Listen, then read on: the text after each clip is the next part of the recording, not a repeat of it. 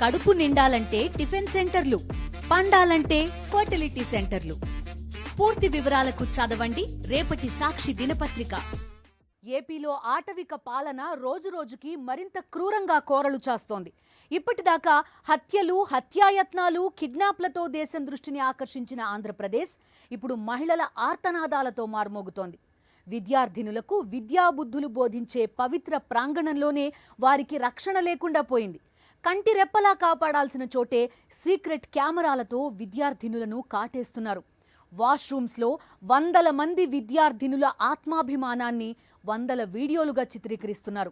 ఈ దారుణంపై నిలదీసిన విద్యార్థినులను బెదిరిస్తున్నారు, కామాంధులకు కొమ్ము కాస్తున్నారు. ఈ కీచక పర్వం నుంచి ప్రజల దృష్టిని మళ్లించడానికి ముంబై నుంచి బ్లాక్మెయిల్ భామని రప్పించి మరో గలీజు డ్రామాకి తెరతీశారు.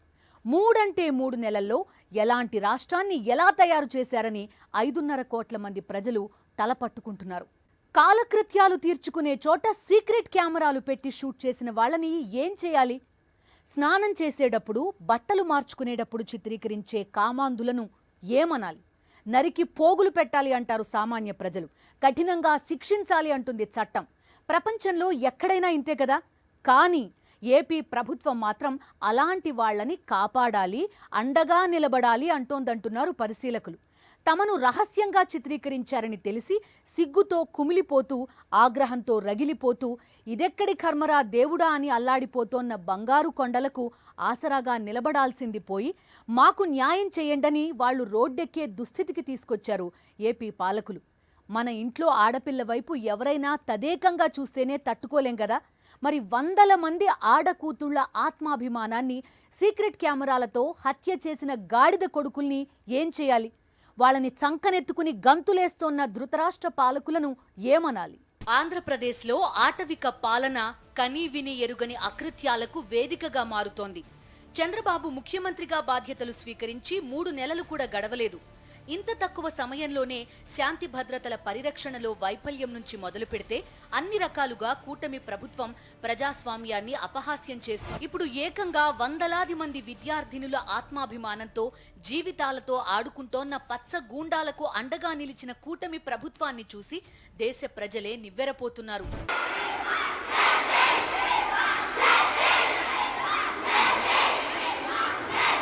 కృష్ణా జిల్లా గుడ్లవల్లేరు ఇంజనీరింగ్ కాలేజ్లో జరిగిన దారుణం మాత్రమే కాదు, ఆ కీచక చర్య వెలుగు చూసిన నాటి నుంచి జరుగుతోన్న దారుణాలు చూసి దేశ ప్రజలు దిగ్భ్రాంతి చెందుతున్నారు. విద్యార్థినుల వాష్రూమ్లలో సీక్రెట్ కెమెరాలు పెట్టి 300 వీడియోలు రికార్డ్ చేస్తే ఆ కామాంధుల కండకావరం అణచివేయాల్సింది పోయి బాధితుల మీద బెదిరింపులకు దిగడం తీవ్రంగా కలవరపరుస్తోంది.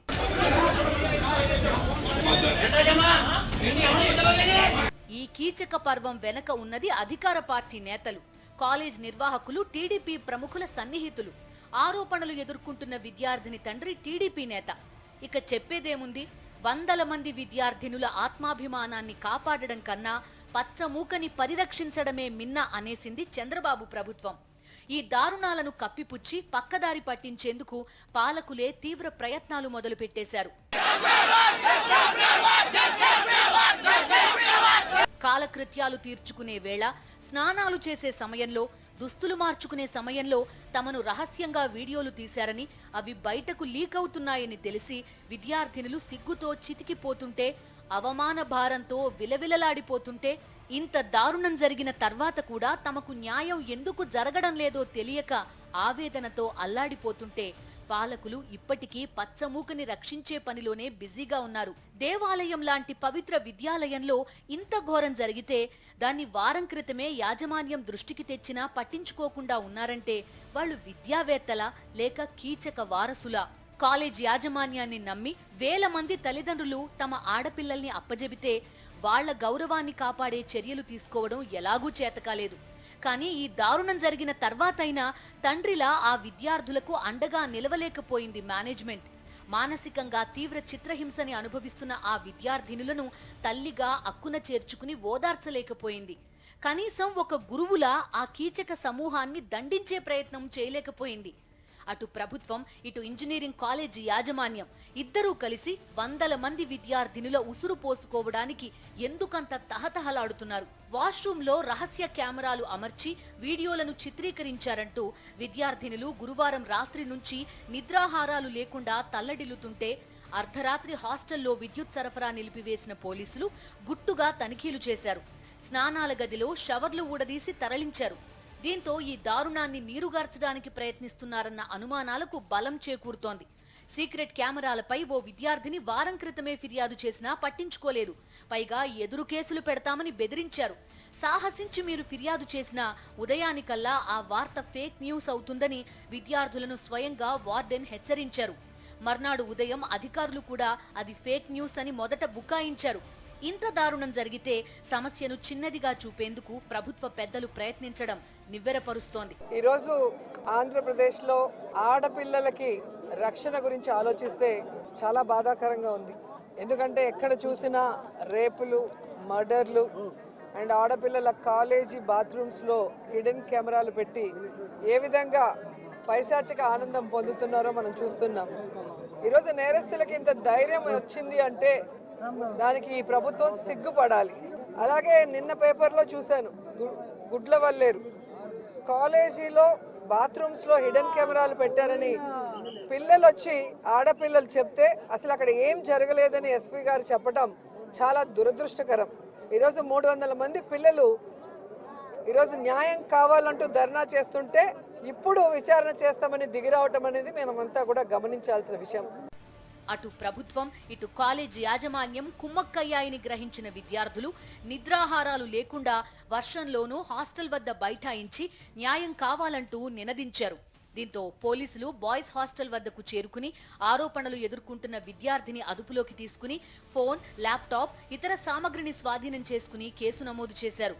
ఒంగోలు విద్యార్థిని తండ్రికి టీడీపీ అండదండలు ఉండడంతో యాజమాన్యం వారితో కుమ్మక్కై విచారించకుండా హాస్టల్లో ఉంచి సకల సౌకర్యాలు కల్పిస్తోందని ఇతర విద్యార్థినులు ఆగ్రహం వ్యక్తం చేస్తున్నారు. న్యాయం చేయాలంటూ ఆందోళన చేస్తున్న తమను సర్టిఫికెట్లు ఇవ్వబోమని, మార్కులు వేయమని, కేసులు పెడితే పాస్పోర్ట్ కూడా రాదని యాజమాన్యం బెదిరిస్తోందని విద్యార్థినులు ఆవేదన వ్యక్తం చేస్తున్నారు. గుడ్లవల్లేరు ఇంజనీరింగ్ కాలేజ్ టీడీపీ నేత, విజయవాడ తూర్పు నియోజకవర్గ ఎమ్మెల్యే భార్య గద్దె అనురాధకు చెందిన బంధువుది కావడంతో పచ్చగద్దలు రంగంలోకి దిగాయి. వాష్రూమ్లలో రహస్య కెమెరాలు లేవని అధికారులతో చెప్పించే యత్నం చేశారు. విద్యార్థుల నుంచి తీవ్ర ప్రతిఘటన ఎదురవడంతో కథ అడ్డం తిరిగింది. గురువారం రాత్రి నుంచి ఈ ఘటనపై విద్యార్థులు ఆందోళన చేస్తున్నప్పటికీ విషయం బయటకు పొక్కకుండా ఆరోపణలు ఎదుర్కొంటున్న అమ్మాయి తండ్రి కీలక పాత్ర పోషించారు. అమ్మాయి తండ్రికి సైతం టీడీపీ పెద్దలతో సన్నిహిత సంబంధాలున్నాయి.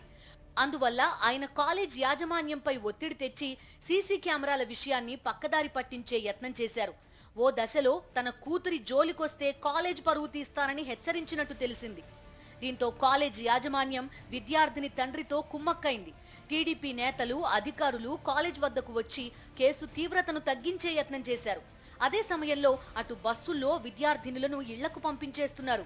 విద్యార్థి సంఘాలు, మహిళా సంఘాలను కాలేజ్ పరిసరాల్లోకి రాకుండా పోలీసులు పహారా కాస్తున్నారు. ఒకవైపు వందల మంది విద్యార్థినుల వీడియోలు వందల సంఖ్యలో షూట్ చేస్తే అవి లీక్ అవుతున్నాయని విద్యార్థినులు అల్లాడిపోతుంటే కామాంధులకు కొమ్ము కాయడం మాత్రమే కాదు, ప్రజల దృష్టిని ఈ కీచక పర్వం నుంచి డైవర్ట్ చేయడానికి ముంబై నుంచి బ్లాక్ మెయిల్ భామని రంగంలోకి దింపారు ప్రభుత్వ పెద్దలు. మాయలేడి కాదంబరి జత్వానీని అడ్డుపెట్టుకుని సరికొత్త దందా మొదలుపెట్టింది చంద్రబాబు సర్కార్. ఒకవైపు రెడ్ బుక్ రాజ్యాంగం, మరోవైపు రేపిస్ట్ల స్వైర విహారం. ఆంధ్రప్రదేశ్లో జరుగుతోన్న అకృత్యాలను చూస్తూ రాష్ట్రంలోని ప్రతి మహిళ భయంతో వణికిపోతోంది. ఎప్పుడు ఏం జరుగుతుందో అన్న ఆందోళనతో అల్లాడిపోతోంది. 8 ఏళ్ల బాలిక, అభంశుభం తెలియని చిట్టి తల్లి అతి దారుణంగా, పైశాచికంగా అత్యాచారం చేసి, హత్య చేసి శవం మాయం చేసేశారు. 2 నెలలైపోయింది.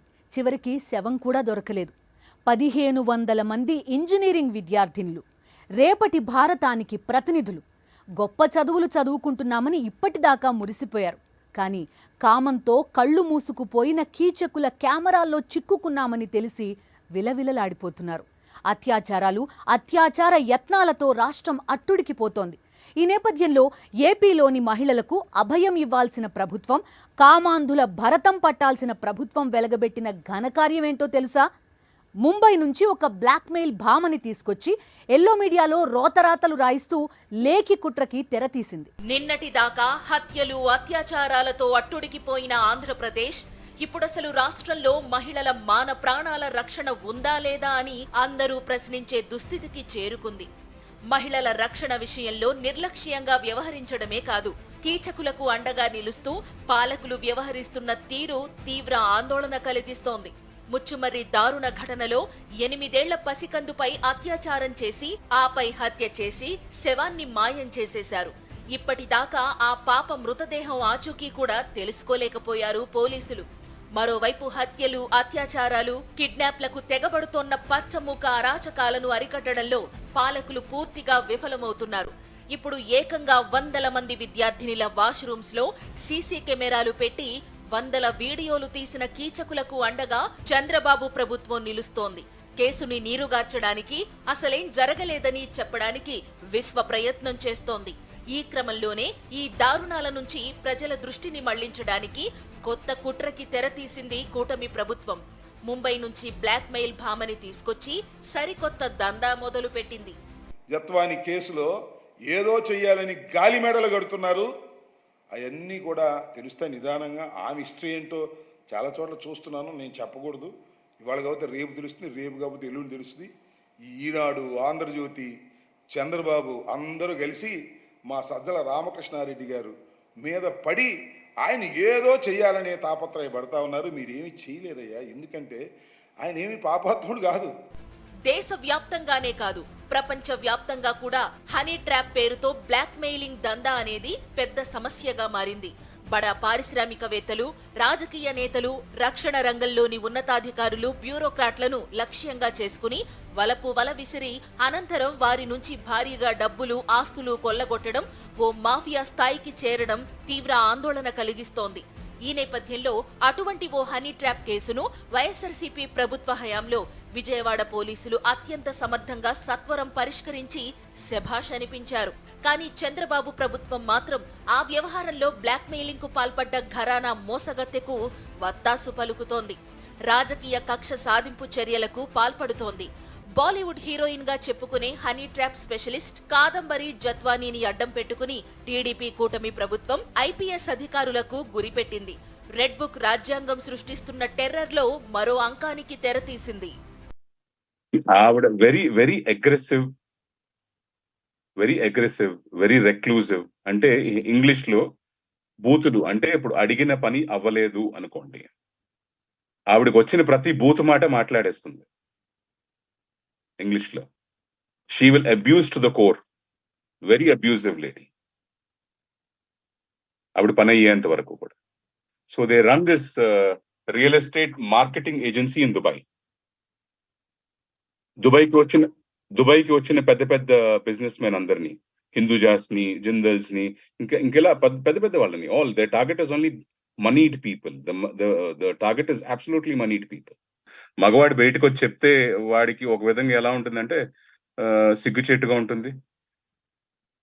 ఓకే, సో జనాలు అసలు మా ఆడది మోసం చేసింది నన్ను అంటేనే నమ్మరు కొంతమంది. Okay, with due respect to all women, I have highest regards and respect to all women. But there are certain, ఇప్పుడు ఇటువంటి వాళ్ళు కూడా ఉంటారు సమాజంలో. ఓకే, ఇప్పుడు వీళ్ళ మీద కంప్లైంట్ పెట్టాలంటే ఇప్పుడు ఈవిడ వెరీ ఏమంటారు, ఇప్పుడు హైలీ నెగటివ్లీ నాలెడ్జబుల్ లేడీ ఈవిడ. ఎవరిని ఎలా హింసించాలి టెక్నికల్ గా, ఇటువంటివి they are very well planned, well organised. Intelligence, security ఇవన్నీ చేసుకుని చేసే క్రైమ్ అన్నమాట ఇవంతా. అదొక ఎక్స్టార్షన్ ర్యాకెట్ ఇదంతా. కాదంబరి జత్వానికి 2 పాస్పోర్ట్లు, 2 ఆధార్ కార్డులు ఉన్నాయి. ఒక్కొక్కరి వద్ద ఒక్కో పేరుతో పరిచయం చేసుకునేది. ఈ పకడ్బందీ దందాలో కాదంబరి తమ్ముడు అంబరీష్ జత్వానీ కూడా ప్రధాన పాత్రధారి. దుబాయ్లో రియల్ ఎస్టేట్ వ్యాపారం చేసే తన తమ్ముడికి అండర్ వరల్డ్ మాఫియాతో సంబంధాలు ఉన్నాయని, ఆ మాఫియా ద్వారా అంతం చేస్తామని కూడా కాదంబరి తీవ్ర స్థాయిలో బెదిరించేవారు. మాఫియాతో సంబంధాలు ఉండడమే కాదు, హవాలా రాకెట్ ను కూడా అతను నిర్వహించేవాడు. ఈ విధంగా ముంబై, ఢిల్లీ, బెంగుళూరులతో పాటు దేశంలోని పలు నగరాల్లోని పారిశ్రామికవేత్తలు, రాజకీయ నేతలు, బ్యూరోక్రాట్లను బ్లాక్మెయిలింగ్ కు పాల్పడి భారీగా ఆస్తులు కొల్లగొట్టారు. ఏషియన్ పెయింట్స్ ప్రమోటర్ మాలవ్ దాని కూడా ఆమె బాధితుల జాబితాలో ఉన్నారు. ఆయన ఫిర్యాదుతో ముంబైలోని గమ్దేవి పోలీస్ స్టేషన్లో ఆమెపై కేసు నమోదు చేశారు. అదే రీతిలో దేశంలోనే ప్రముఖ పారిశ్రామికవేత్త సజ్జన్ జిందాల్పై తప్పుడు ఆరోపణలతో బ్లాక్మెయిలింగ్ కు పాల్పడింది. భారత రాజ్యాంగాన్ని గౌరవించమని, తాము అమలు చేసేది లోకేష్ రెడ్ బుక్ రాజ్యాంగమేనని టీడీపీ కూటమి ప్రభుత్వం పదే పదే స్పష్టం చేస్తోంది. తాము లక్ష్యంగా చేసుకున్న పోలీస్ అధికారులు, రాజకీయ నేతలను వేధించడమే ధ్యేయంగా వ్యవహరిస్తోంది.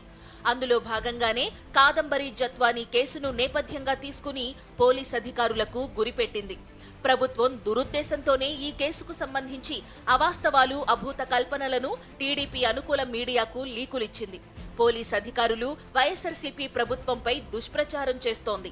ఎల్లో మీడియాలో అసత్య కథనాలతో రాద్ధాంతం చేస్తోంది. ఒకవైపు కీచకులుగా మారిన పచ్చ ముఠాకి ప్రభుత్వం అండగా నిలుస్తోంది. వందల మంది విద్యార్థినిల రహస్య వీడియోలు తీసిన కామాంధులకు కాపు కాస్తోంది. మరోవైపు హనీ ట్రాప్ స్పెషలిస్ట్ కాదంబరి జత్వానీని అస్త్రంగా చేసుకుని మకిలి కుట్రలకు పదును పెడుతోంది. వెరసి ఏపీలో మహిళలకు భద్రత లేదన్న సందేశాన్ని స్వయంగా ప్రభుత్వమే ఇస్తోందని పరిశీలకులు విశ్లేషిస్తున్నారు. ప్రజలకిచ్చిన హామీలను తుంగలో తొక్కారు. సంక్షేమాన్ని, అభివృద్ధిని గాలి కొదిలేసి ఖజానాలో వేల కోట్లు మూలుగుతున్న బికారి మాటలు చెప్తున్నారు. బీదరుపులు అరుస్తున్నారు. హత్యలు, దాడులు, విధ్వంసాలు, కిడ్నాప్లతో టీడీపీ గూండాలు చెలరేగిపోతున్నారు. రెడ్ బుక్ రాజ్యాంగం అండదండతో టీడీపీ గూండాలు స్వైర విహారం చేస్తున్నారు. చివరికి ప్రభుత్వోద్యోగులను కూడా వదలకుండా వేధిస్తున్నారు, అవమానిస్తున్నారు. ఇవన్నీ చాలవన్నట్టు ఆడకూతుళ్ల మాన ప్రాణాలను వేటాడుతున్నారు. అత్యంత ప్రశాంతమైన రాష్ట్రంగా పేరుబొందిన ఆంధ్రప్రదేశ్ని అతలాకుతలం చేసేస్తున్నారు. ఈ అకృత్యాలన్నీ చూడలేక తెలుగు తల్లి సిగ్గుపడుతోంది. ఏపీలో సగటు ఆడకూతురు ఎప్పుడు ఏం జరుగుతుందో అన్న అభద్రతా భావంతో అల్లాడిపోతోంది. ఉమ్మడి ఆంధ్రప్రదేశ్గా ఉన్నప్పుడు కానీ, రెండు రాష్ట్రాలుగా విడిపోయిన తరువాత కానీ తెలుగు రాష్ట్రాలు ప్రశాంతమైన జీవనానికి కేర్ ఆఫ్ అడ్రస్ గా ఉండేవి. అలాంటిది కేవలం 3 నెలల కాలంలో ఆంధ్రప్రదేశ్ని అరాచక ప్రదేశ్గా మార్చేసింది చంద్రబాబు ప్రభుత్వం. చంద్రబాబు ముఖ్యమంత్రిగా ప్రమాణ స్వీకారం చేయడానికి ముందే టీడీపీ గూండాలు ఏపీలో హింసరచన మొదలుపెట్టారు. ఎన్నికల ఫలితాలు వచ్చిన రోజు నుంచే పచ్చ రాక్షసులు తమ రక్తదాహం తీర్చుకోవడం మొదలుపెట్టారు. అంబేద్కర్ రాజ్యాంగాన్ని పక్కన పెట్టి రెడ్ బుక్ రాజ్యాంగం అమలు చేస్తున్నారు. నడి రోడ్డు మీద వైఎస్ఆర్సీపీ కార్యకర్తలను పచ్చ రాక్షసులు నరికి నరికి చంపుతుంటే వేడుక చూస్తూనే గడిపేస్తోంది చంద్రబాబు ప్రభుత్వం. హత్యలు, హత్యాయత్నాలు, వైఎస్ఆర్సీపీ నేతలు, కార్యకర్తలు, సానుభూతి పరుల మీద దాడులు, వాళ్ల ఆస్తుల ధ్వంసం ఒకటా రెండా? చంద్రబాబు ప్రభుత్వ అండతో రెడ్ బుక్ రాజ్యాంగం ప్రోత్సాహంతో 2 నెలల నుంచి పచ్చమూక చేస్తోన్న అరాచకాలు అన్నీ ఇన్ని కావు. ఎల్లో సైకోల పైశాచికత్వం తట్టుకోలేక అనేక గ్రామాల్లో ఇళ్లు, వాకిలి, పొలం, పుట్ర వదిలి బిక్కు బిక్కుమంటూ పిల్లా పాపలతో పొరుగు రాష్ట్రానికి వెళ్లి తలదాచుకుంటోన్న కుటుంబాలు వేల సంఖ్యలోనే ఉన్నాయి. చివరకు టీడీపీ గూండాలు ఎంతకి తెగించారంటే రాజ్యాంగ నిర్మాత అంబేద్కర్ని కూడా వదిలిపెట్టలేదు.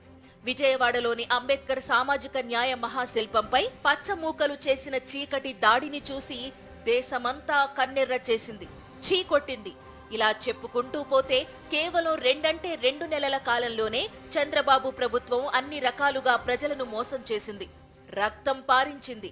జగన్ పాలనలో కొనసాగుతూ వచ్చిన సంక్షేమాన్ని హత్య చేసింది, అభివృద్ధిని హేళన చేసింది, ఆంధ్రప్రదేశ్ ప్రతిష్టని విధ్వంసం చేసింది. ఎన్నికల్లో ఇచ్చిన హామీలను తుంగలో తొక్కేసి 5.5 కోట్ల మంది ప్రజలను మరోసారి మోసం చేసేశారు చంద్రబాబు. ఖజానాలో వేల కోట్ల రూపాయలు ఉన్నా బికారీ కబుర్లు చెబుతూ ఎన్నికల ఏరు దాటగానే హామీల తెప్పని తగలేశారు. రాష్ట్రంలో సంక్షేమం లేదు, అభివృద్ధి లేదు, హింసరచనలో ప్రజలకు మనశ్శాంతి లేదు. మరోవైపు ప్రభుత్వోద్యోగులను కూడా చంద్రబాబు ప్రభుత్వం వదిలిపెట్టడం లేదు. వారిపై కక్షపూరితంగా వ్యవహరిస్తూ గతంలో ఎన్నడూ లేని నీచ సాంప్రదాయానికి తెరతీసింది. ముఖ్యమంత్రి నుంచి మంత్రులు, ఎమ్మెల్యేలు, టీడీపీ నేతలు ఇలా ఒకరేంటి వీలు దొరికిన ప్రతి చోట ప్రభుత్వోద్యోగులను అవమానిస్తున్నారు, అనుమానిస్తున్నారు, కించపరుస్తున్నారు. ఇప్పుడు ఏకంగా వందల మంది విద్యార్థినిల జీవితాలతో ఆటలాడుకుంటోన్న కీచకులను కామాంధులను వెనకేసుకొస్తూ వారికి అండగా నిలుస్తూ రెడ్ బుక్ రాజ్యాంగం లక్ష్యమేంటో చెప్పకనే చెప్పేసింది ఏపీ ప్రభుత్వం. ఇన్ని కోణాల్లో అరాచకాలను చూస్తున్న ఏపీ ప్రజలు జగన్మోహన్ రెడ్డి జనరంజక పాలనని గుర్తు చేసుకుని ఎలాంటి రాష్ట్రం ఎలా తయారయ్యిందో అని ఆవేదన చెందుతున్నారు. రాబోయే రోజుల్లో కూటమి ప్రభుత్వం ఇంకెన్ని అరాచకాలకు తెరతీస్తుందో అని భయంతో వణికిపోతున్నారు.